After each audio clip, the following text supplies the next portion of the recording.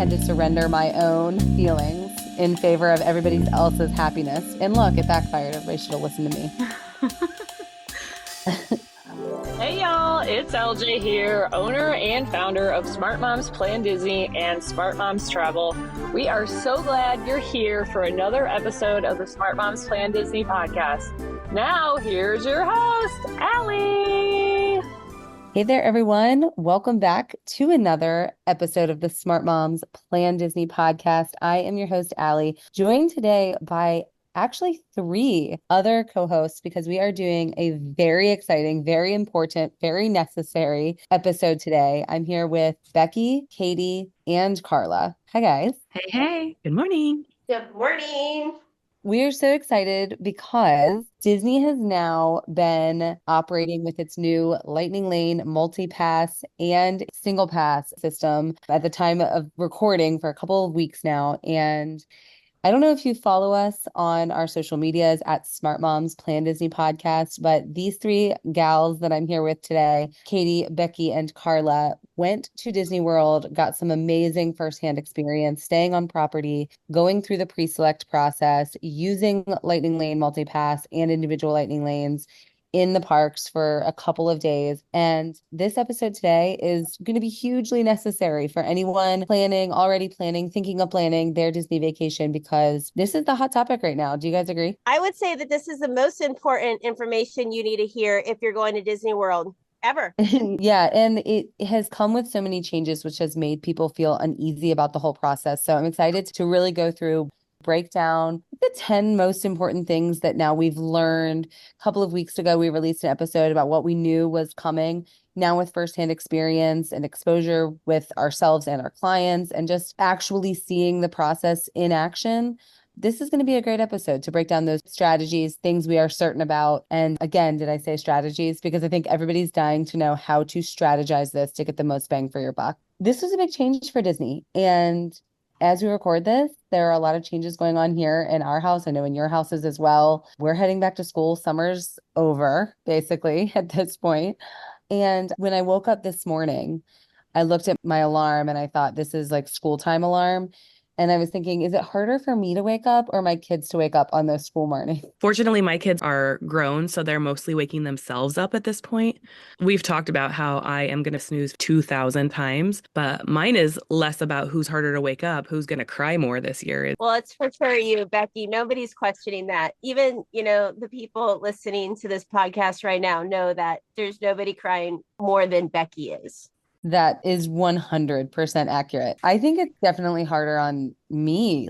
I'm the one that has to get those kids out of bed. None of my kids want to wake up. My oldest daughter, she went through a phase last year where she didn't want me to wake her up. So she was setting her own alarm, and that alarm would go off for 20 minutes before I had to finally go in and be like, you don't hear this.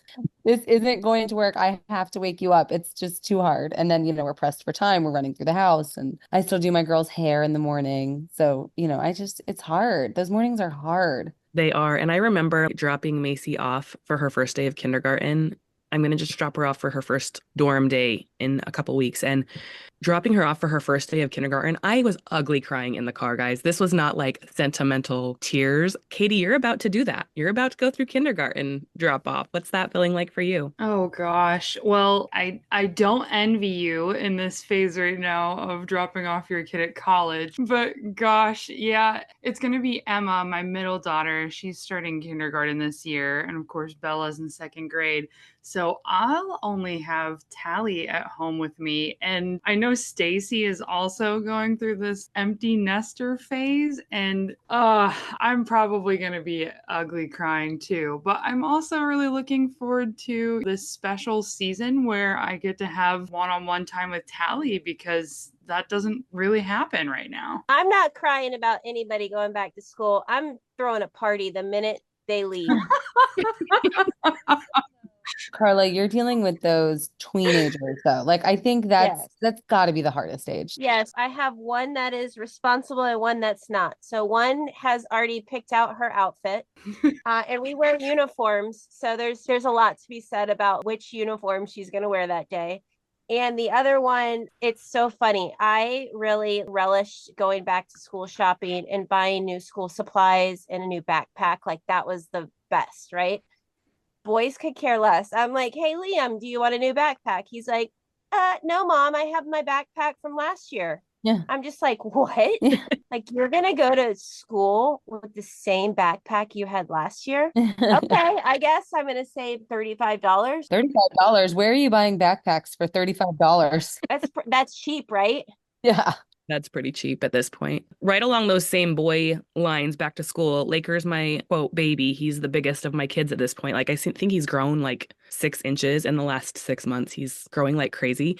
So I bought him his 5 new outfits, and I walk out of my bedroom yesterday and the kid's already wearing his back to school clothes. I'm like, Laker, that's for back to school. And he's like, I know. And I'm like, why are you already wearing it? And he's like, because it's my clothes. And I'm like, Yeah, Liam's doing the same thing. I bought him khaki shorts. Not only is he wearing them, he's already stains them. oh, of course. Yeah, that's the worst. I'm like, I want to be cool and be like, you're so excited about these new clothes, put them on. But my kids' clothing likes to taste their food along with them. And every time it's a sure thing that my son and my oldest daughter, you just can't wear it and expect it to come back clean. Am I the only one who refuses to buy my son white clothes? He cannot wear a white shirt. It's impossible. Yeah. Well, my wife can't wear a white shirt, so there's I don't buy anything white. yeah, this is a big season of change as we're recording this episode. It's so interesting because my twins are going to all day school for the first time here where we live. Kindergarten is still a half day. So they are finished with kindergarten, but it was only a half day. It was like 2 hours. They would be gone every day. So this is the first time we're going to have kids gone all day in a decade. It's been 10 years. It's crazy. I feel like it was just yesterday that we were all sitting in these exact places talking about the first day of summer. Yeah. On our podcast. Yeah, and how tired we were. And then now we're back at it. Went fast. Yeah, the snacks have been depleted, and now it's time for the children to go back to learning and not being in front of the TV all day. Yeah. If that isn't the perfect summarization for the end of summer, I don't know what is. The pantry is empty. Please go back to school. And the brain cells have been lost and the snacks have been depleted. It's time. So we are going to jump into this conversation then. This is a big one. Save this one, download this one, listen to this one again, listen to this one while taking notes, listen to this one while driving, because this is a hugely important thing for your vacation planning. We are going to dive into this conversation and cover everything you need to know: lightning lane multipass, single pass, virtual queues, the changes that we've seen and now that y'all have experienced, to bring the top 10 things you need to know. This is going to be information that's valuable throughout your entire planning process. Did you all like the system when you used it? It felt very reminiscent to FastPass Plus. I loved FastPass Plus. There were definitely some disadvantages. I'm excited for the conversation. There's some tips and things that we're going to hit the second half of this episode that are reasons why I think this was a good move. And then also some conversation that comes along the way that are like, but why? I feel really great about this new system. And honestly, to the point where I'm not sure I would do the parks without it. And I would just like to say, any stress that you have about this new system, I think that we're going to debunk that today. I mean, stress about what you're going to wear and what the weather is going to be. Don't stress out about how to use Lightning Lane Multipass. Yeah, and I think it's true that it's one of those things where you anticipate it and you worry about it, but once you're actually in there and functioning with it, it gets a lot better. We talked about that on the cruise episode that we released recently, about how you can't see the Disney Cruise Line app and how to navigate it and all its offerings until you're really on board. And I think that's the similar anxiety that you experience here. You can't unlock your app to book these things until your window. And that's what causes that anxiety. But let's talk first about just the basics. What are these things? How do they work? We have 3 categories, similarly to how we had 3 categories with the Genie Plus system that's now gone. Get rid of that terminology. Don't ever think about it again. It is goodbye. We have Lightning Lane Multipass, Single Pass, and Virtual Queue. And they all have their own different rules and timelines, right? So Lightning Lane Multipass and Single Pass are sort of the crux of what's gone now at Genie Plus, and the new iteration starting at 7 a.m., but the booking window is what is now different. If you are staying on site, and that's going to include Shades of Green, Swan and Dolphin Resorts, and any Disney-owned property. So you can get your multi-pass and your single pass selections at 7 a.m., 7 days before check-in. You can get your multi-pass and single pass selections. Tell me this, Katie, did you all stay on site when you went? We did stay on site. We stayed at Pop Century for the weekend. Becki was really our warrior here for grabbing all of our pre-selections for us, and she did a great job. We didn't really run into any hiccups at that 7-day window for pre-selections. I'm interested to see what happens if we're going on a regular park day, since the three of us are also annual pass holders and we're not always hitting the parks on days whenever we're staying on property. But at that 7-day window, we didn't have to stress too much about finding which ride do we want to hit at which time. Becki did a really great job with that. Yeah, and I love that you all decided to stay on site because, like you just mentioned, you are all annual pass holders, Florida residents even.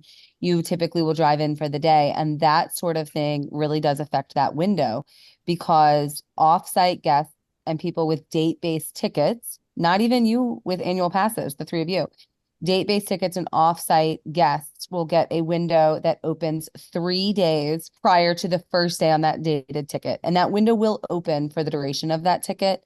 But at 3 days prior, that's still 4 days after the on-site guests. And you're going to see a hugely different availability in those lightning lanes. Times are going to be later. Tier 1 attractions are going to be fewer availability. And we're going to talk about those tiers if you're not familiar with the terminology I'm using. And then an even lower pre-select window for annual passes like yourselves and non-date specific tickets. You're going to be seeing a day-by-day selection 3 days before each day. And I think the good thing is that you can see availability before you check out. So you're not purchasing multi-pass and then stuck with it with no availability. So you can always choose not to buy it. But it's a big advantage now to stay on site. I actually just hopped in this morning to do a little extra research before talking about this. And I'm not staying on property, right? So I'm in that 3-day window. That 3-day window, Tiana's already gone. You're not getting Tiana's if you're not staying on site with multi-pass. You're going to be stuck with only having the virtual queue, which is part of the rest of this conversation we're having. Yeah, that's such a good point. And this isn't even a very busy time of year as we're recording this. This is a lighter time of year. And Tiana's is already gone. Of course, we're going to see things change and evolve, but I wouldn't expect to see that change too much. You know, this is popular attractions. You're going to get that benefit. So on-site guests, including those extra resorts I mentioned, 7 a.m., 7 days prior to check-in. Off-site guests and date-based tickets, 3 days prior to the first day of your ticket. Annual pass holders and non-date specified tickets are going to be 3 days prior to each day. So kind of weigh the pros and cons there. What does your stay look like? What's important to you? How can you prioritize what you're going to value based on that and go from there? Now, that is specifically for the Lightning Lane multi-pass and single pass systems. Of course, the Lightning Lane is that quick entry to the front of the line for any given attraction included in the multi-pass itself. The third element, Becki, which you just mentioned, being virtual queues. And that is nothing new. Virtual queues have essentially stayed the same. Currently, as of recording this, the virtual queues offered are at Magic Kingdom, Tron, and Tiana's Bayou Adventure, and at Epcot, Guardians of the Galaxy Cosmic Rewind. Now, even if you buy a multi-pass or single pass entry for these rides, you can still do the virtual queue. So if you're really interested in these attractions, the virtual queue becomes a second opportunity. If you miss these in your pre-select because of your window or availability or whatever the reason, just know that when you go for that virtual queue, you are still up against people that could already have a pre-select and be going for that second ride. You know, I'm definitely a person that's looking for a second ride on Guardians of the Galaxy. And if you missed it in pre-select, like you're going up against me and everybody else that might have that mentality. So the virtual queue, not a guarantee. And that's sort of what you're left with because these attractions that I just mentioned don't have standby queues. Something that's questioned pretty often in the big group is that you can technically get 2 different virtual queues in one day. We actually did it this past weekend when we went. And that's because we grabbed Tiana's first thing at 7. And our ride for Tiana's got called before 1 p.m. So you cannot hold 2 virtual queues at one time, but you can, in fact, get both virtual queues and ride both rides during the day if that first virtual queue is called before that 1 p.m. virtual queue drops. Yeah, that's awesome. So the only park that's doable in is Magic Kingdom because they have Tron and Tiana's. But yes, the 1 p.m. window is such a great thing to note that you're going to get the second opportunity. Is that true that you can't get more than one virtual queue? Yep. Yeah, that's great firsthand insight there because I haven't tried that before.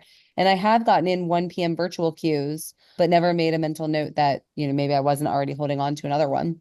Another little pro tip is if you are staying in a Disney Deluxe resort and one of these 2 theme parks happens to have extended evening hours on a night you are visiting it, you also will get a third chance at that virtual queue. So if you missed 7 a.m. and you missed 1 p.m. and you're a deluxe guest on an extended evening hours night, at 6 p.m., another virtual queue will open up.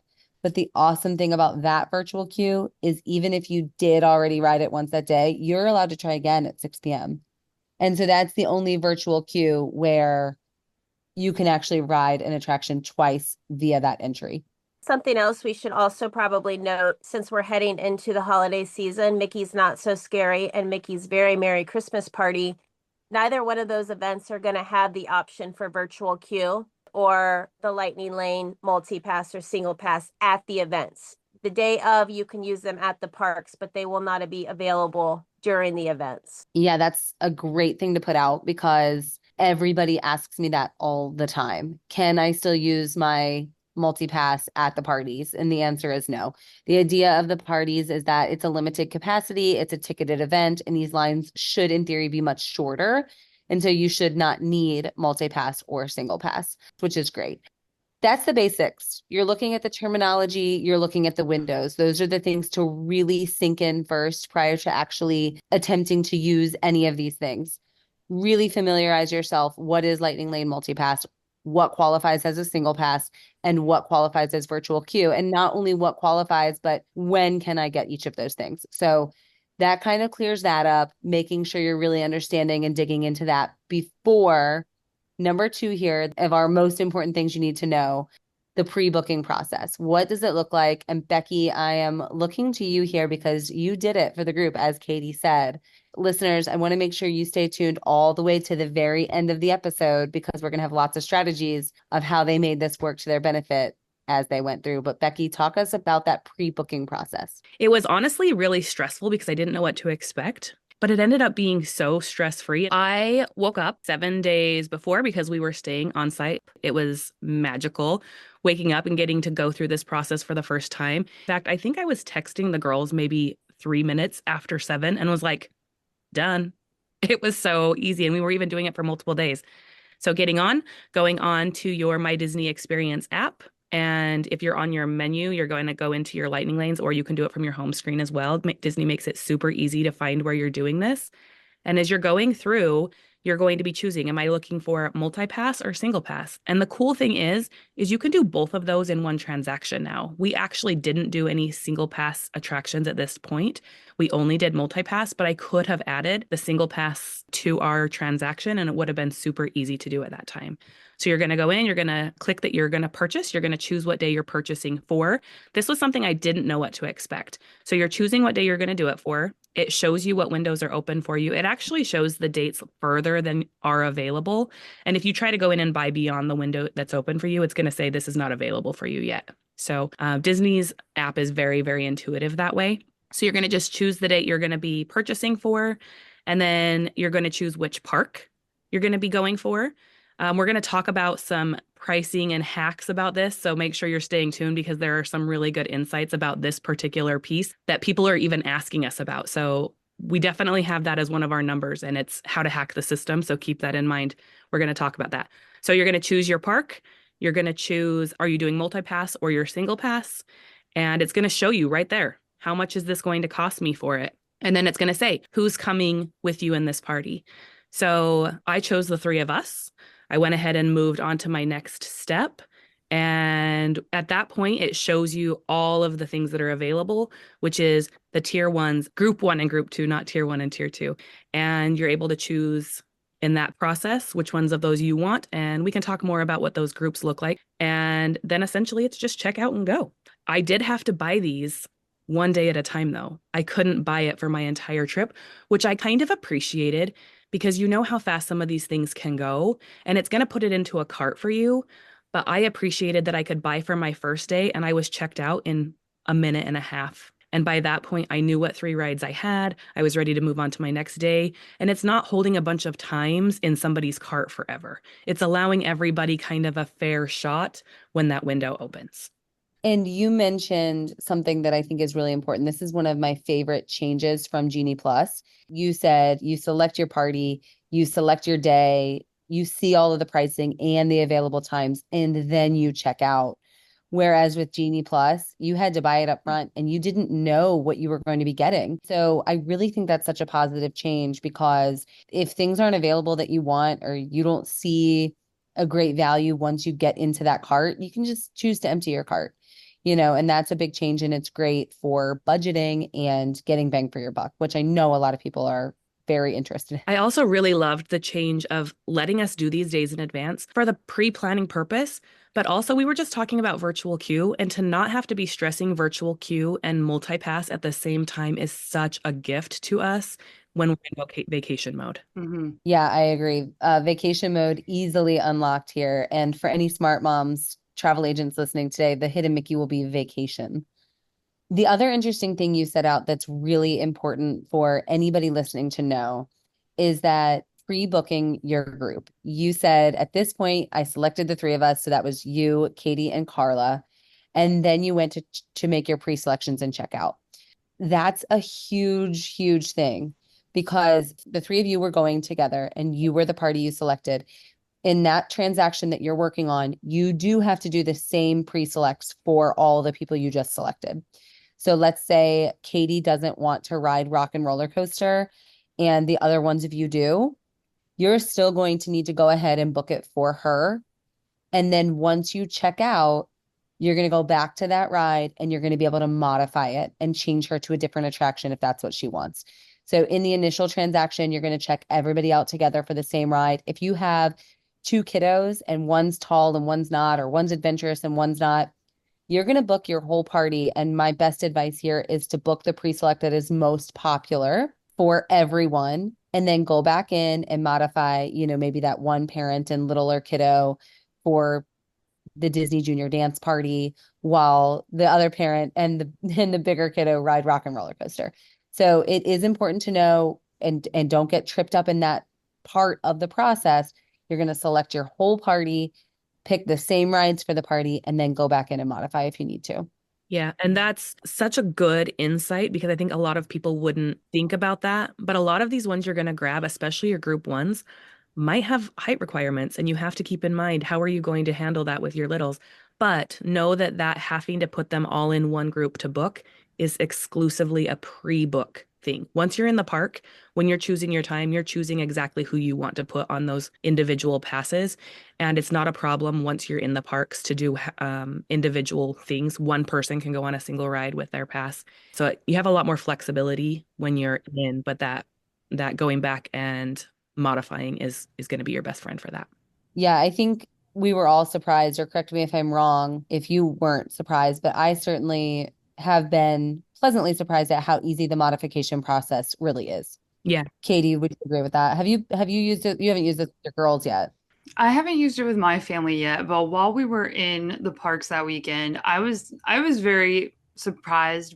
If we found a time slot that, like, the next available time slot for a ride was several hours ahead. So we grabbed a time slot that was maybe further out than what we really wanted. Keep going back and refreshing the app and checking, because people are dropping and changing these, time slots just as much as you are. And we were able to modify to a time slot that was much closer. So don't give up all hope that you're not going to be able to use it to the most.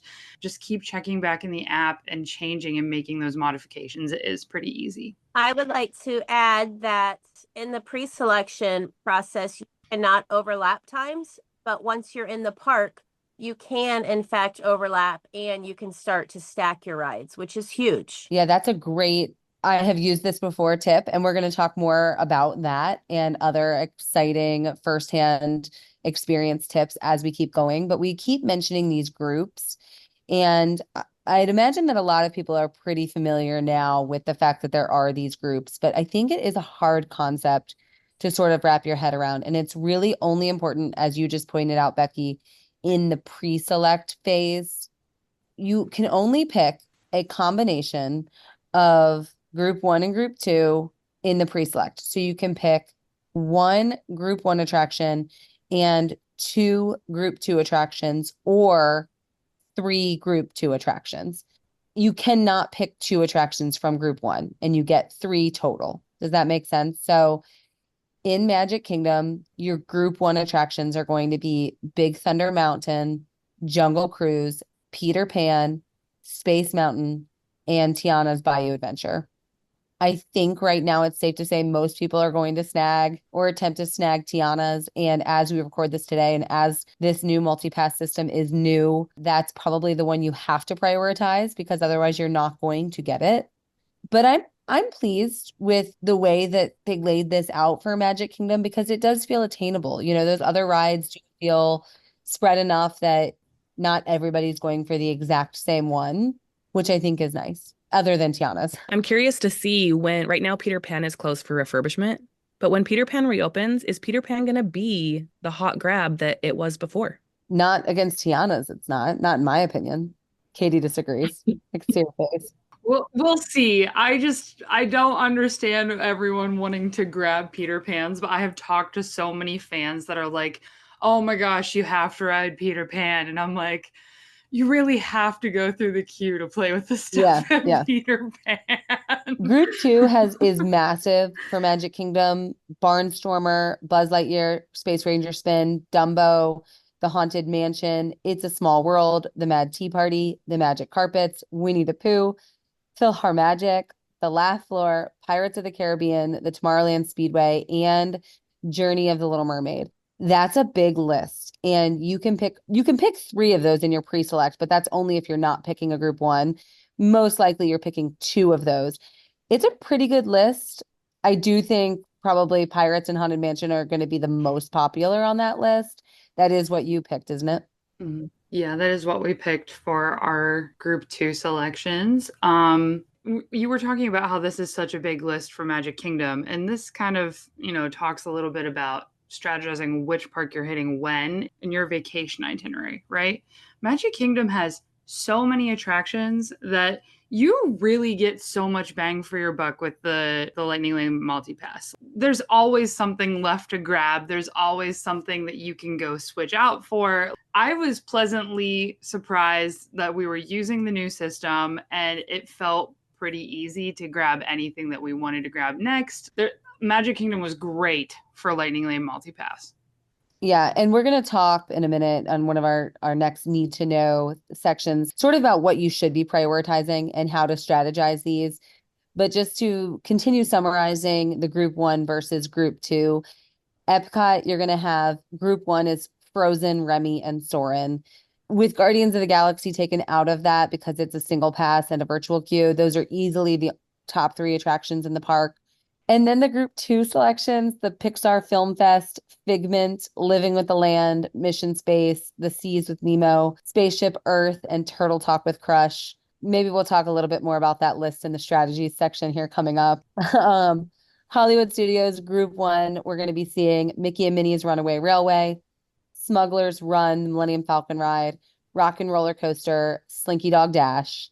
And then group two is going to be the Alien Swirling Saucers, Beauty and the Beast on Stage, the Disney Junior Play and Dance, the Frozen Sing Along, the Indiana Jones Stunt Spectacular, Muppet Vision 3D, Star Tours, Toy Story Mania, and Tower of Terror. Animal Kingdom, no group one attractions. Very interesting, I think, but kind of makes sense, which we can again talk about more in the strategies. Group two, then, so you can pick up to 3 of these. The Animation Experience, Dinosaur, Expedition Everest, Feathered Friends Show, Festival of the Lion King, Finding Nemo Show, It's Tough to Be a Bug, Cali River Rapids, Kilimanjaro Safari, and the Navi River Journey. That was a lot of attractions I just buzzed through. Multi-pass includes so many things. We already said what qualified as single pass. I think it's probably going to be worth it. We'll talk again about how you strategize it, but it's hard to say that with all of that included as opportunity, it's hard to make an argument that it won't be worth it. What was interesting for me also during this time, and we get a lot of questions about this, and I don't think we want to put a hard, fast number on this, but I think a range is safe to talk about the cost of multipass because it is something you need to budget for. I've seen it as low as $18 and as high as $35 per person per day. It's going to vary per park, but that can change at any time. But be aware, especially if you're a family of 4 or 5, that's going to add up quickly. So planning that into your budget is going to be an important piece. Yeah, I would not go into this without acknowledging that you're going to have to spend. This is absolutely part of the budget. This is absolutely part of the conversation. And unfortunately, because the pricing does change, not only for multi-pass, but also single pass, those single pass attractions are going to range in a price just for each individual attraction by day, by park, by attraction. And we don't have like a pricing sheet of what's to come. You open it on your pre-select day, and that's when you see the pricing. You can try to get a good idea by looking at days surrounding the day you're going to travel, but a hard and fast, this is what it's going to cost. You're not going to know that until you unlock that window. So it's important to really just be aware and not have sticker shock once you get to that checkout portion. And again, just to reiterate, the single pass attraction options that you can purchase outside of the multi-pass are going to be at Magic Kingdom, Tron, and Seven Dwarfs Mine Train. Again, I'm just going to say I'm still surprised that they kept Seven Dwarfs there in the single pass. I really thought it was going to merge, but it did not. Epcot, Guardians of the Galaxy, Cosmic Rewind, Hollywood Studio, Rise of the Resistance, and Animal Kingdom, Flight of Passage. You do absolutely have a hard rule of 2 per day for single pass. So if you have a park hopper, you can buy a single pass for 2 parks that you may enter that day. If you're going to Magic Kingdom, you can buy both Tron and Seven Dwarfs, but you cannot continue to hop multiple parks, buy multiple single passes. You get 2 per day. These single passes are really important to consider if you're going to want to. Like if you want to guarantee you're going to go on Flight of Passage, really consider if the single pass is something worth investing in because those are going to sell out fast. While I was doing my research post us going and experiencing it to get some additional feedback, last night I was checking for today. Seven Dwarfs Mine Train was the only one of those 5 rides that are available in the single pass system that had anything available. And then I just checked for today, this morning, and none of them are available. So, and it's not an overly busy time of year, like you were saying earlier. So if these rides are things you want to prioritize and you think my trip's not going to be complete without it, really consider building this into your budget. And I'll just add to that and say, you can absolutely strategize trying to rope drop the ones of these that have a standby queue, which would only be Rise of the Resistance and Flight of Passage. The other ones are all... And Seven Dwarfs Mine Train. Oh, sorry. And Seven Dwarfs Mine Train, of course. You can absolutely prioritize getting in the standby queues for those rides. But just remember, and this is more of like a horror story. This is not an all the time, but when I was on a trip earlier this summer and it was in our strategy to just rope drop Flight of Passage, that was the plan. And I was going with a bunch of first timers and we had a rather large group. A couple of people were late to the bus stop. So we got to Animal Kingdom a little later than I would have liked to rope drop. Then as we were going through security, I had warned everyone, go ahead and take these items out of your bag just so we don't get stopped at security because there were so many of us. And one of my very dear friends didn't do that. She got stuck at security. Probably should have kept walking to Flight of Passage, but I just wanted to be really considerate, not make her feel bad. So we stayed back and waited for her at that security checkpoint, which took 10 minutes. And in that 10 minutes, in the early entry rope dropping time, the line backed up and backed up and backed up and backed up. And the rope drop wait that we probably would have avoided ended up being an hour.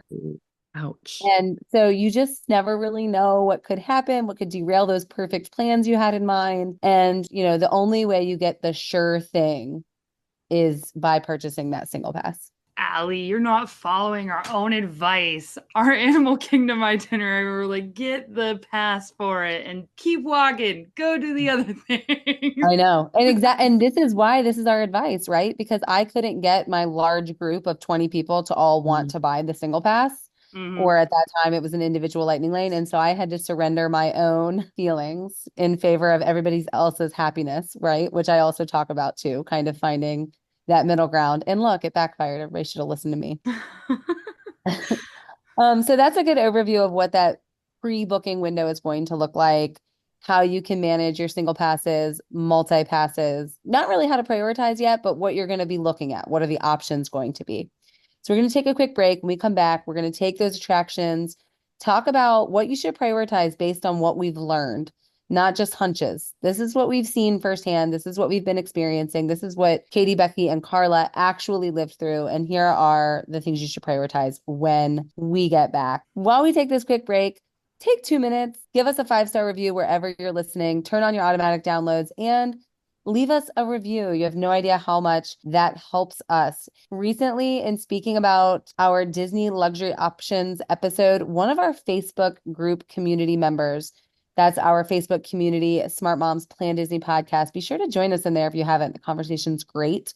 Her name's Casey, and she said, I loved today's podcast. I had no idea about the option to swim with dolphins at Epcot. Is this something you can book at your 60 days in advance of your trip, like dining reservations? I'm going to thank Casey for jumping in. We obviously all jumped on her comment, gave her that information she needed, as well as other community members chiming in and learning together, growing together, and ultimately having a better trip together. So thank you again for jumping in, giving that question, getting that feedback, and giving us a chance to answer those additional questions that we may not have answered on the episode. And yes, for those listening today, the dolphin experience is something that opens 60 days out, just like dining. So hop on in that Facebook community if you haven't already. Hi, Smarties. Karla here from the podcast. You hear us talking about the right way to do Disney, but let's be honest, taking notes isn't exactly easy while you're busy momming and on the go. There's an easy way to get all of those tips organized to simplify your vacation. Check out our 4-part guide bundle available now in our Patreon shop. Also, if getting guides is something you like to help with your planning, joining our Patreon as a Diamond Mine subscriber gives you a new Disney guide every month. Either way, we have got your back on knowing how to plan your park days so you feel like the expert before you walk in the gates. All right, we are back, and I am excited for you all to walk us through what you prioritized in your pre-booking selection. But one note I want to say that I think is a good strategy, and then y'all tell me if you agree. This is something you should be working backwards on with availability. So parks that you think are going to be at the end of your trip, sort of like dining, we say, look at the end of your trip for most popular things or things like that. If you want really good times at a specific park, you're going to see more availability towards the end of your trip than the beginning. Do you think working backwards is a smart strategy? I don't necessarily think that it's necessary if, this is a caveat, if you're staying on site. If you're staying on site, I was able to sign in at 7 a.m. at that first day of check-in and able to get everything that I wanted. Tiana's Haunted Mansion, Pirates. Slinky Dog's going to be the #1 priority at Hollywood Studios. And you just want to take whatever time is available for you. And I feel like some of the strategies that we have for grabbing these things that we're going to talk through are going to help. But I don't know that it's as necessary to think as far out if you're staying on property. If you're not staying on property and you're having to base, I'm choosing my days further out. If you want any chance of getting Tiana's and you're staying off property, you're going to have to be looking at the end. So yes, that strategy could definitely play in if you're not staying on Disney property. Yeah. So starting further out may be a better strategy depending on where you're staying. But it's great to hear that you were able to get everything you wanted, even starting just in order. I think too, if you start in order and things aren't available, you could always just do a quick mental shift and try that park for later in your stay, things like that. So sort of knowing what your personal investment is, what am I going in on pre-select to get that I'll be really sad if I don't get it, and then figure out your best chance to get it there. So talk us through what you all picked. Becki, because you selected them for the group, right? I did. Yep. So Magic Kingdom, we definitely went with Tiana's. We knew that that was going to be the case. Katie and Karla got the chance to ride Tiana's previous to this experience. And so this was my first time getting to ride it. So I was like, this has to happen. So I was so thankful that they were willing to be like, yes, we're prioritizing Tiana's. I got to ride it twice because we did get a virtual queue, but we chose Tiana's, Haunted Mansion, and Pirates. And honestly, what worked well for that was just choosing the first time that's available for all of those. And Disney's system is really, really smart. Your pre-selections are not going to let you overlap those. So I think our Tiana's was like at 9:40, if I remember right. And then it put Pirates at 10:40 and Haunted Mansion at 11:40. And I like that they prioritize that way because then it forces everybody to scoot their pieces out into the day a bit, and it allows others to still have time available for those early mornings. And then Hollywood Studios was the second park that we did. And of course, we chose Slinky Dog, which is, in my opinion, the only right answer for Hollywood Studios Group 1. And then we got Tower of Terror and Rock and Roller Coaster as our Group 2, which I am personally a fan of those two being in Group 2 because those are heavy hitters. I was so surprised when you sent me a picture that day. You sent our whole podcast team a picture of your pre-selects. You had nailed it, obviously. And I was so happy with what I saw you all got because I knew you got amazing attractions. You built your morning out. And we're going to have the best time. Tower of Terror being a Group 2 attraction, that's huge to me. That I didn't expect that to be the case. Did you all expect that to be the case? Say I wouldn't have expected that. I mean, Tower of Terror is definitely seen as a thrill ride, although my toddler is technically tall enough to ride it, so maybe that's why it's kind of bumped down to a tier 2 ride. But gosh, it always has a long wait. People are always wanting to get on that attraction. So I don't know, it worked in our favor, so I'm happy that it's in tier 2.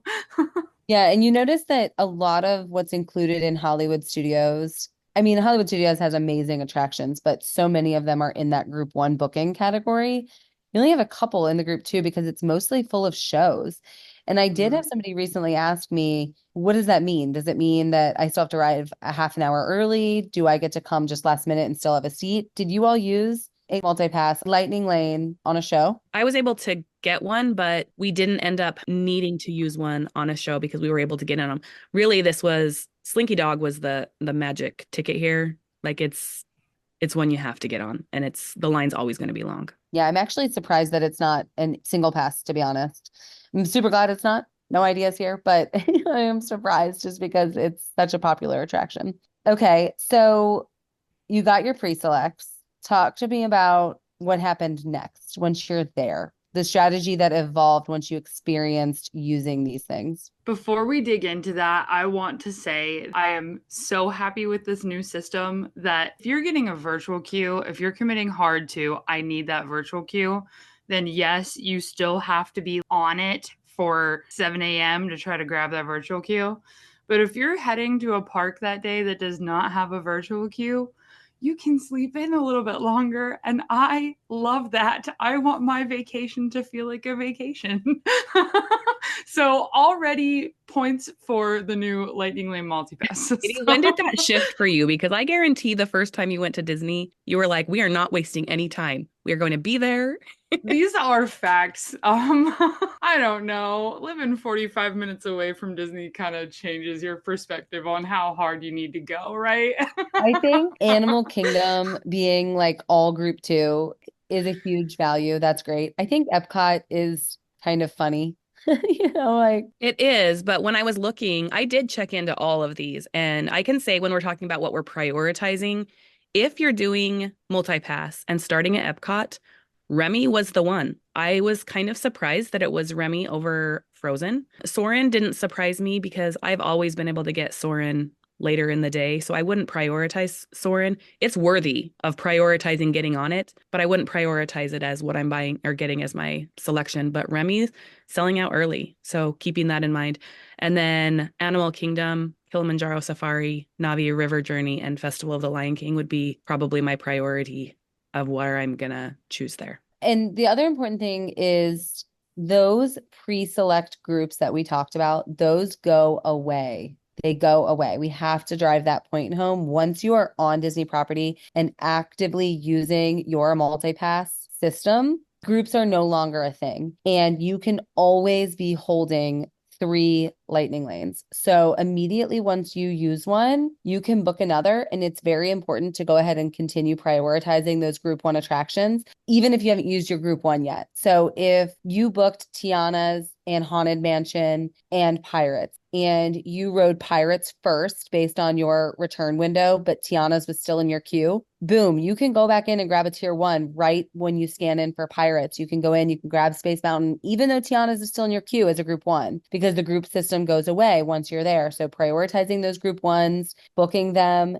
getting them in your lineup, very important, and modifying maybe away from some other attractions and into ones that you might want more.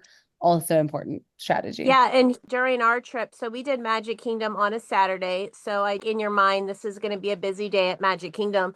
And our only goal really for that day was to see if we could get all of those group one selections. And we were actually able to do that on a Saturday. Yeah, I love that. That's such a great goal to set out and do, especially when you're testing a system, because I think a lot of people think, oh, well, I'm only going to get that one group one, and then I'm not going to have any more during my day. And you all were there on a very busy day. I was checking the wait times while you were there, long waits, and you rode like 13 things. 17, actually. We got on 17 attractions. And even a snippet of that is we left the park around like 5 p.m. So we were on 17 attractions by 5 p.m. And Karla did take that in, and she was really great at thinking about this ahead of time, wanting to get us on those group one attractions. She grabbed us Space Mountain, like right as soon as we scanned into our very first ride, which was perfect. That's what I would have prioritized as well. We would have had a great day. I wish I was there. Yeah, so continuing that, always having 3.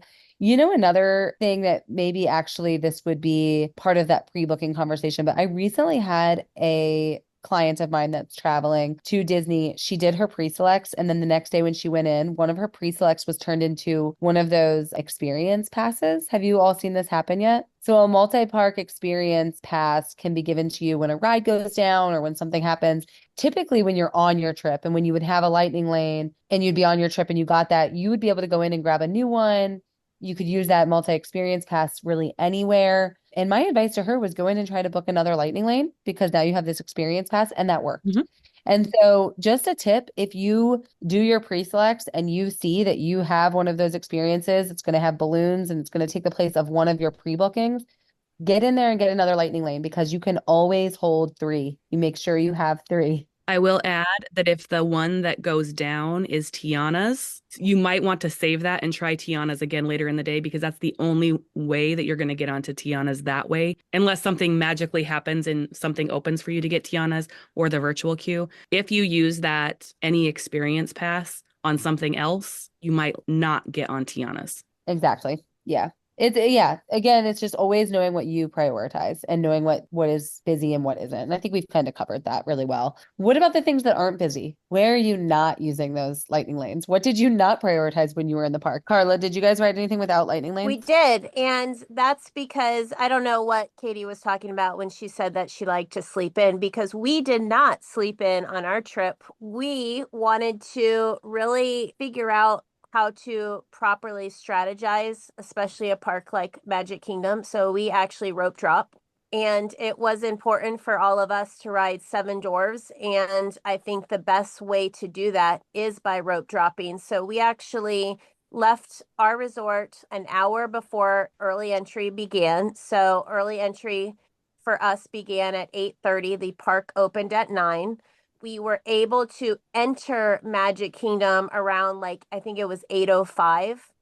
And what they do is they funnel people to Tomorrowland if you want to ride Space for rope drop. And they also funnel people to Fantasyland for those that want to ride 7 Dwarves, which that's what we did. And we stalled out at the rope, and we were, I think, two people behind the rope. So we were very close to the rope. And we were able to, once that rope dropped exactly at 8:30, which was again for early entry, we were able to walk very swiftly over to 7 Dwarves and ride that.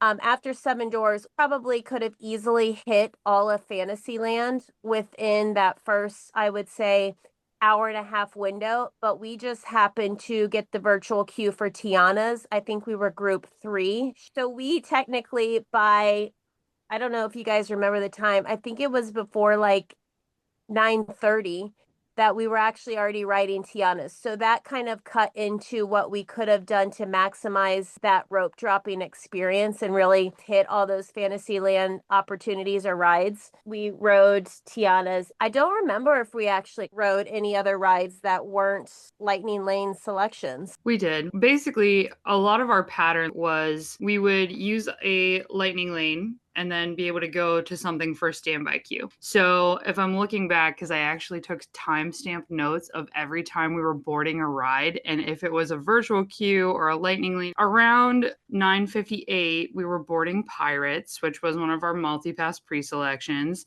But then at 10:15, we were doing the Magic Carpets at a standby queue. And then by 10:39, we were doing Big Thunder Mountain by standby queue. And so it was a lot of getting to make the most of your day, because while you are waiting for your next Lightning Lane, you are taking advantage of the other rides that are shorter waits. So that's how we were able to do a ton that day. There was so much that we got done. As far as things that we should not have gotten our Lightning Lanes for, I had somebody in our Facebook community. We will often like play games like, which of these would you choose, and interact that way. And somebody had mentioned getting Monsters Inc. Laugh Floor. So we got Monsters Inc. Laugh Floor for this. And we literally just didn't have to do the back and forth queue, but we walked into the exact same line that everybody else would have been on. So unless Monsters Inc. actually has a big wait, like I would say if it's posted 15 minutes or less, it's probably a walk-on for that one. There was no advantageous usage of multipass for Monsters Inc. in that situation. We literally just walked to the exact same place that everyone else would have, with or without it. Yeah, because a lot of those show queues, you are just waiting the length of the show, right? Like with Laugh Floor, the wait time is going to be the length of the show. You can't expedite the length of the show to get into the show because the show's already going on.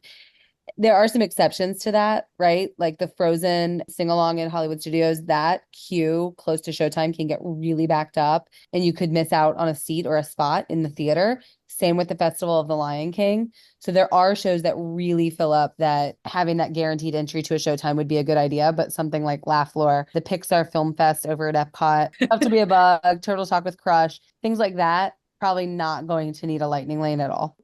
So that is good in talking about prioritizing, knowing what's important to you, how to really get the attractions that you want in the order that you want, mattifying, all of that's so important. That's going to bring us to number 4. It's expensive. And when you check out and you have all these Lightning Lane, multi-pass and single passes in your cart for however many guests you have, it can be a tough pill to swallow. How did you feel that you got the most bang for your buck, Becki? You are 100% right in saying that it can be a little dent in your budget, because just for the 3 of us, our 2 days of multipass was about $150. So that's a little dent there. This is where it makes my heart pump, because I'm so excited about how can I make my money go as far as possible.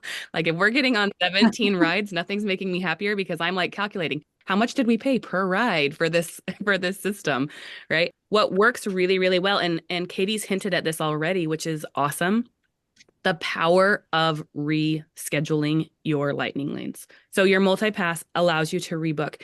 Another thing to keep in mind is as soon as you scan in, you need to be getting your next Lightning Lane. If you do not, you're letting other people kind of jump your space in line for those upcoming attractions.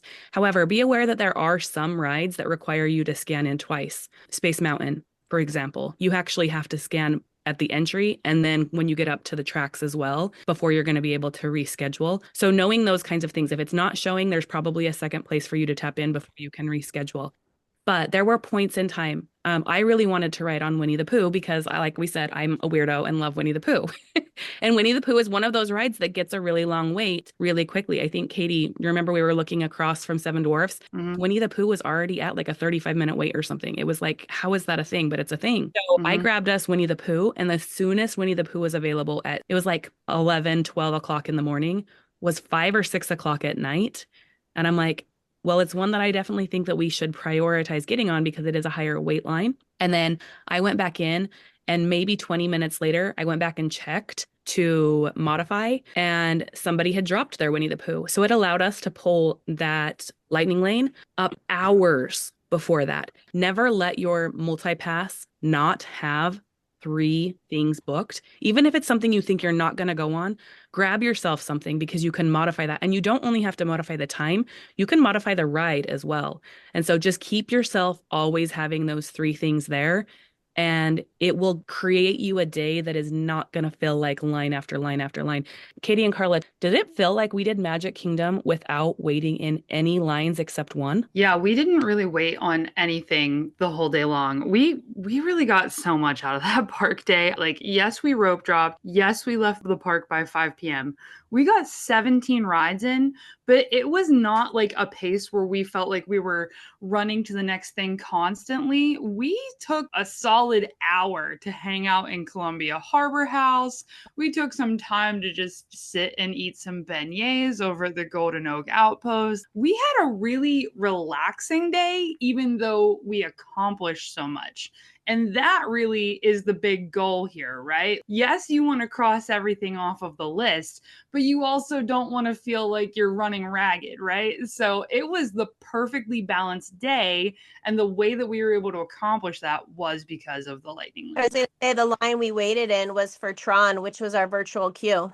Mm-hmm. Yeah. A lot of people don't realize that the virtual queue is still going to be a line. Absolutely. I think it was probably 45 minutes to an hour. It was definitely the longest line that we waited in. Virtual queue for Tiana's probably would have also been long if it had been later in the day. But like I said before, having that group 3, that was when the ride just opened. So yeah, that early boarding group had to have saved you there, because I think people mistakenly think that when you get the virtual queue, you're going in a lightning lane, and you're not. You're basically entering the standby queue, right? Because there isn't one. So an hour is a good assumption. A virtual queue wait can easily be an hour. So you're basically gaining access to ride the ride, but you're not gaining priority access. That's the single pass. So great point there. And I'm so glad, Katie, that you mentioned that you sat down and ate for like an hour.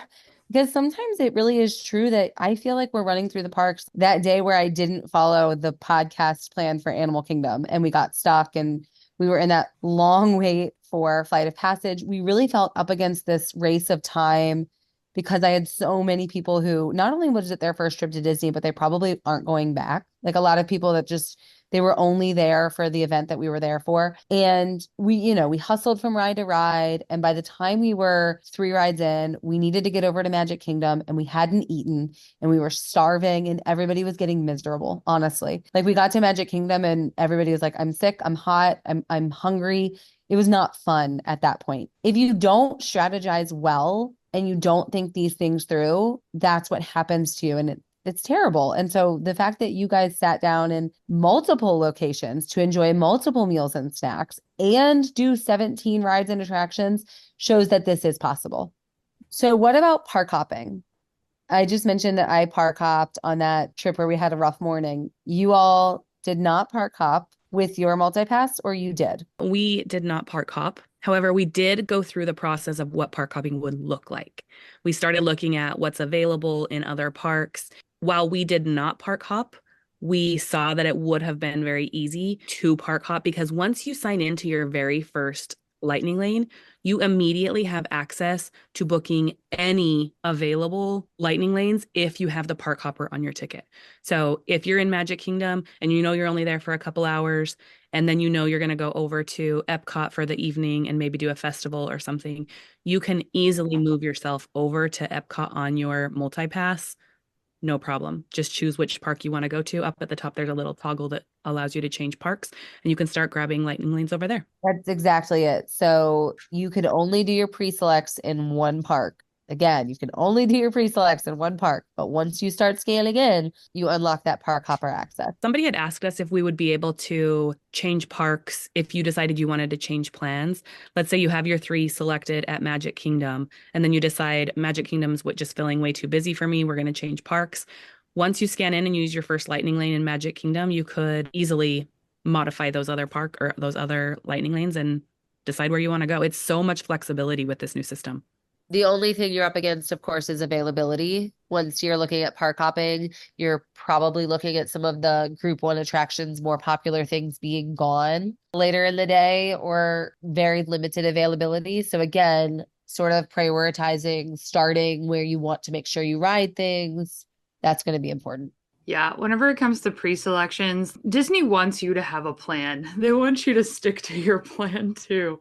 So it is easy to modify once you're in there, but I would say coming into that 7-day or 3-day window, I would commit hard to whatever my pre-selection plans are. Yeah, and I think the reason we're bringing this up because there is a price difference between parks, and unlike Genie, you're paying one price for that park, but you're getting the access of park hopping. So if you do have that park hopping ticket, then you can park hop.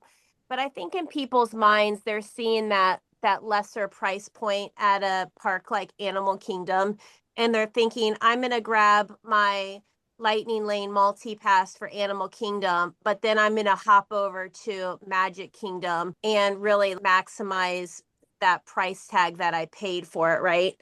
And you surely can do that. You surely can go on a bus to Animal Kingdom, ride the one ride, and then go in and modify. But you're wasting, in my opinion, a lot of time then getting back on a bus and heading over to Magic Kingdom. You're probably talking, an hour in that process of transferring from one park to another at that point.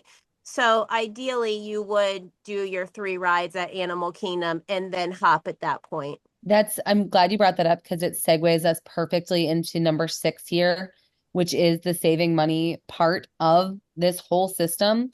And you're right. You can go ride the one attraction and then modify, and you might save, $8 per person, let's say. And that, of course, is just a random number that can fluctuate, that can change, that can be different based on the day. But you have to really then decide, is that savings per person worth the time I'm going to lose, which Karla, you just explained? Mm-hmm. Is it worth the limitations in attractions I'm going to then be able to access? You're going to buy the multi-pass system for a lower price for a different park, but then you're going to have less accessibility to the rides at Hollywood Studios if that's where you're going next. So are you still getting the bang for your buck out of the multi-pass system? Probably not. Yeah, because if you are starting at a cheaper park, currently it's looking like Epcot and Animal Kingdom are typically the cheaper of the parks to go to for multi-pass. You are getting to only book that one park 7 days or 3 days in advance. So you are not going to get to use your multi-pass for Tiana's. You are not going to get to use your multi-pass for Slinky Dog. You are giving up that heads up or that early access to that. And like you guys said, it may or may not be worth it depending on your budget, but I would say spend the extra money and just take the stress of getting on those rides that everybody wants to go on. It's the rides your kids are going to be talking about when they come home. Yeah. And that is, I think, one money saving strategy people are really inquiring about that I just don't recommend. I don't think that the value in the savings is worth the value in the loss. And the other one is taking advantage of rope dropping, which you all really already talked through how you did that at Magic Kingdom. Of course, I explained my one-off nightmare attempt at rope dropping with my large group at Animal Kingdom. So always keeping in mind that you never know what's going to come up and happen, and that single pass truly is the only guarantee for those rides, but that rope dropping is always an option to attempt. You shouldn't have an issue rope dropping rides, and you all didn't. Probably something that had to do with that was I was with 20 people and you were with 3. Yeah. We also didn't have strollers, which is one of those things that's going to let us move faster. And the value you save by rope dropping, if saving money really is a priority for your family, the amount of savings you can get by rope dropping, like think about it. We would probably have not gone on Seven Dwarfs Mine Train because the line is so long, unless we either 1, paid for a single pass, or 2, get there at rope drop and immediately get in line. Katie, we were through that line fairly quickly, weren't we? Oh, it was super fast. They dropped the rope at 8:30 and we were boarding Seven Dwarfs Mine Train by 8:38. So 8 minutes later, we were on the ride and we were there with a mass of people. We were towards the front of the mass of people, right? But I was a little bit flabbergasted because even though I'm usually getting to the parks early, not so much lately since mentality is changing a little bit. But even whenever we would rope drop, we were not like, I gotta book it over to Seven Dwarfs Mine Train. That's just wasn't us. And I was a little gobsmacked by that crowd but Disney handles it incredibly efficiently. Like they had a lady that was, here's the deal. You're going to walk. If you try to run, you're going to get kicked to the back of the line. Like they are not messing around for that rope drop crowd. And everyone really cooperated extremely well, and it was extremely efficient. And that was really a strategy for us in how to save money here. Yes, we could have paid the money for that Lightning Lane single pass, but we opted to say, no, part of our strategy is we're going to rope drop this so we don't have to pay that money. And it was totally worth it for us. I mean, yes, we had to wake up early and we had to be at the front of that crowd, but we saved a lot of money that way as well. And Karla saved us money by, while we were sitting in Country Bear Jamboree, which if you haven't seen the relaunching of Country Bear Jamboree, please go see it. It is so fun. It is so fun. While we were in there, Karla snagged us a Tron virtual queue at 1:00, which you have to be in the park in order to get that 1:00 slot. And so we didn't have to pay for a single pass ride for Tron. Of course, it did end up taking an hour of our time, but that was okay because we were being so efficient with everything else we were doing. Yeah, that's awesome. That's going to take us then to number 7. You're talking about Karla saving you money. Karla, you, at the announcement of the multi-pass system, one thing you were super worried about was stacking rides. And you really leaned into stacking rides with the old Genie Plus system. You mentioned earlier that you can do this. Did you think it worked well? Did you think it worked better? What did that look like on your trip while using the multipass? Absolutely. And, shame on me for having such a poo-poo attitude when it first came out. Like, yes, that is so unlike you. Oh, shocking. Put in my mouth once. So that first weekend, it was just kind of a crapshoot, and people weren't getting additional rides during the day, which was super scary, right? But yes, you can stack rides. You cannot do it, like I mentioned before, in the pre-selection process. Those will be hour increments, hopefully, if you're lucky, one ride after another. But again, once you're in there and you scan, you use one, you get one, right? So our first one was at 9:40. We were able to scan into the ride and then go in and get one. And at that point, we went in, and I don't remember which one we got. It was within that window that we already had rides selected. So at that point, you can start stacking them, which is great. You have an hour to show up to your selections, and that gives you plenty of time to make it from one ride to another. So definitely me putting my foot in my mouth once again. Yeah, it's such great insight and something we didn't know until you 3 used it, that you could have those overlapping times. We were really unsure of how that was going to look, and knowing that you can, and you can get extra rides in, and you can not have to wait hours between attractions.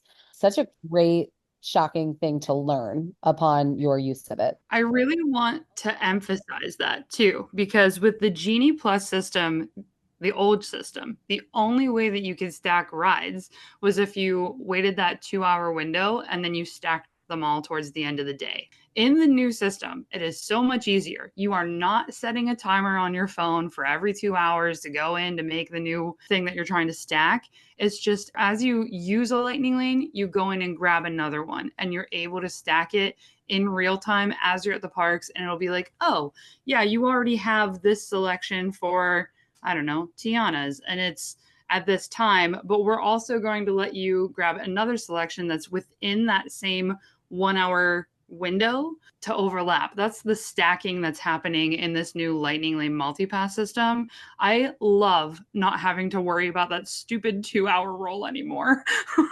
Yes. And I was also, one of those things I was hinting at earlier was about comparing this to the old Fast Pass Plus system before Genie Plus. Like, this is like 2 systems ago that I absolutely loved before we had to pay for this access, right? One thing that's different in this from Fast Pass Plus was I loved to be able to modify and use the system very similar as it is now. But Lightning Lane Multipass limits you to ride each of the attractions only one time per day using that entry point. So back in the day of Fast Pass Plus, Sean and I would go on repeat over and over and over on Toy Story Mania by just getting off, getting a new one, getting a new one. You can't do that anymore. And I was really excited because while we were doing it, it looked like it was going to allow us to. It was telling us times for rides we had already rode. But when you go in to select it, it actually says this ride is no longer available for you.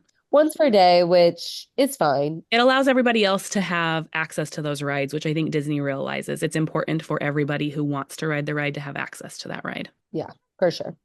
From an ease of use standpoint in the app, it's not like you have to keep on top of, oh, we have Pirates at 9:40 and then we have Tiana's at 10:40 and whatever. Like, it will tell you in the app that you cannot grab another lightning lane until you go on Haunted Mansion. Like, it will say specifically your next one that you have to redeem is at Haunted Mansion, so that you're not keeping track of that. I thought that it was cool that the app is telling you your itinerary, like it's personalized to you and your choices. Yeah, that makes it so much easier because you do lose track of exactly where you are and what you're doing when these busy Disney days get underway. And like you may know that you have Haunted Mansion in your queue, but to know that that is the next focus and that's how you unlock your next selection, that's great.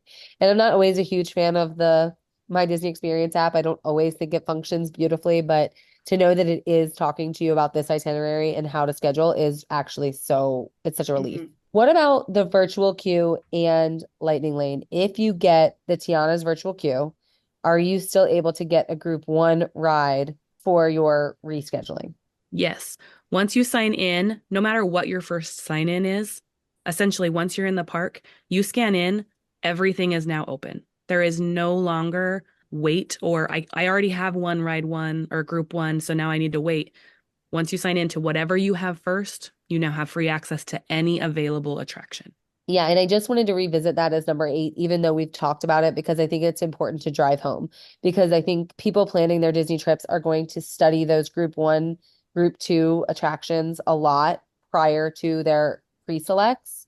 And then to wipe it out of your brain and realize that the whole world unlocks to you once you arrive is really important. And so keeping that in mind, and that virtual queues don't necessarily talk to lightning lanes or individual lightning lanes, and they're not affecting one another in a way that limits you to not being able to have one or the other for the rides that have both. When I was grabbing our multi-pass selections on pre-booking, I was a little bummed that it was putting Tiana's a little bit later in the day. Like we were getting close to noon at that point.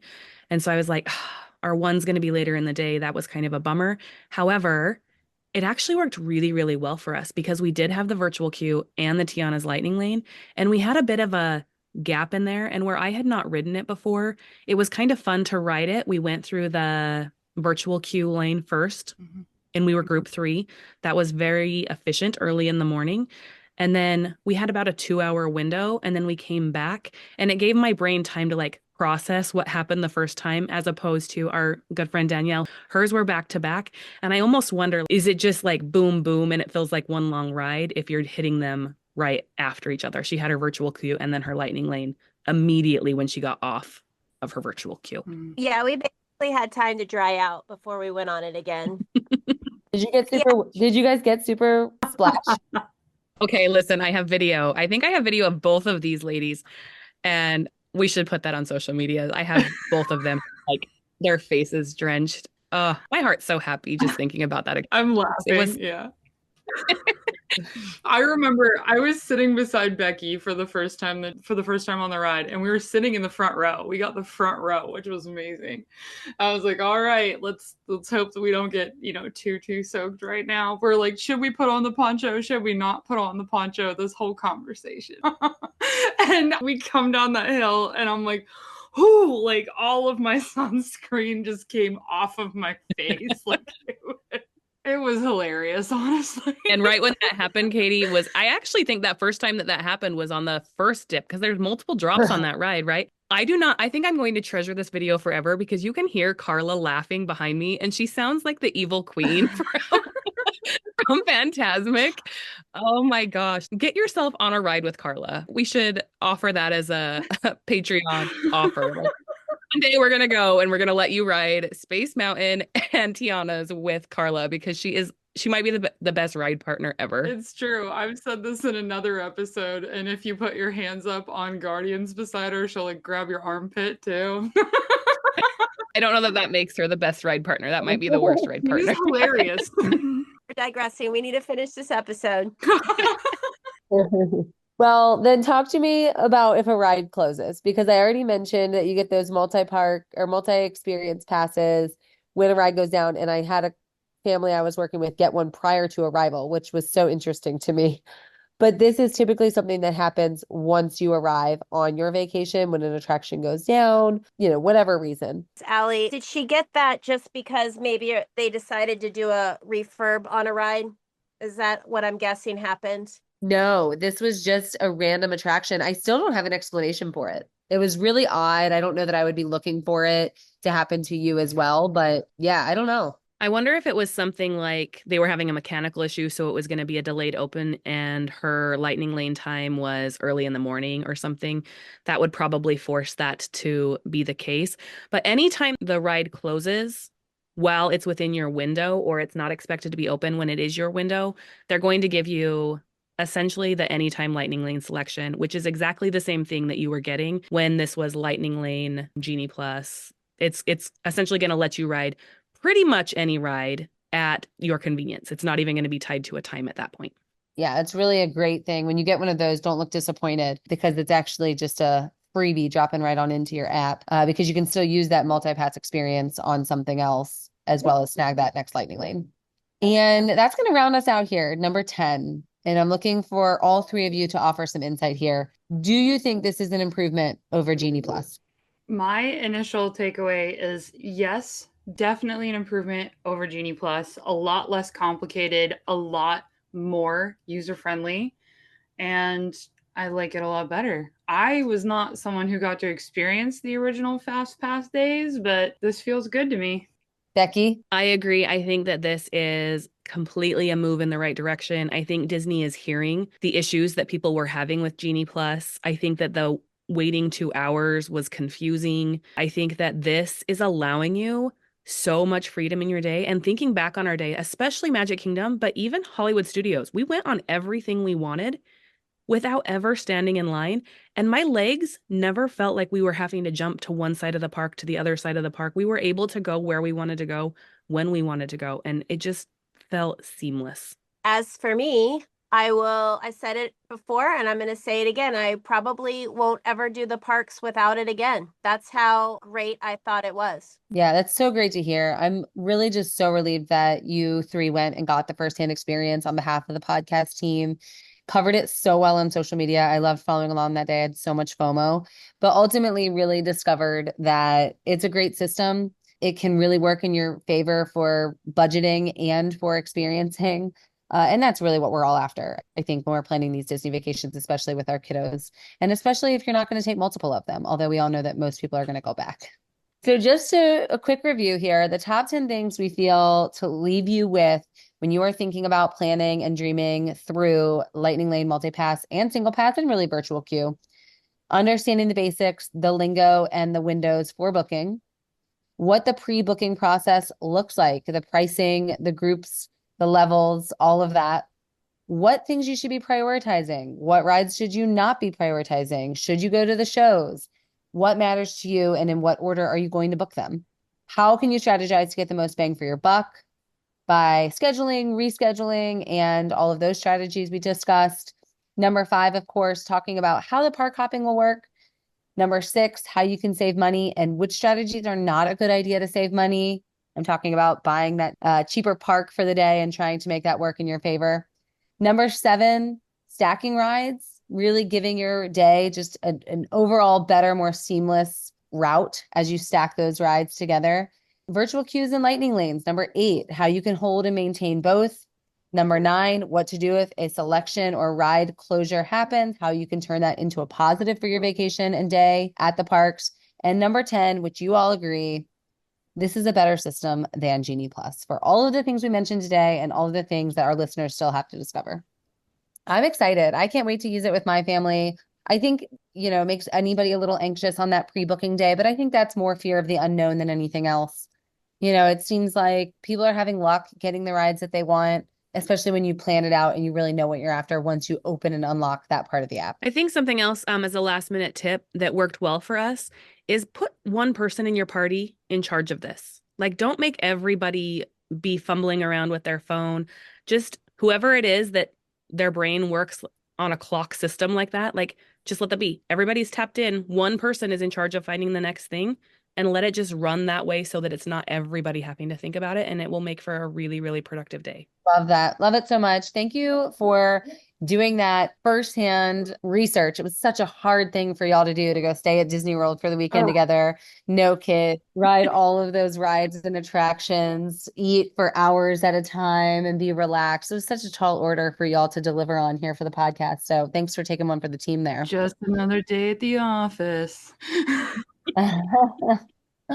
Hey, if you haven't already subscribed, once again, take a minute and do that. Subscribe to this podcast. This is great information. We are fun and informative, and you need to be hearing us every single week. You need to be among the first listeners when an episode drops. Share it with your friends that you know are planning trips or dreaming about Disney, even if they aren't planning trips. Join us in our social media communities at Smart Moms Plan Disney Podcast. We are excited to see and talk with you there.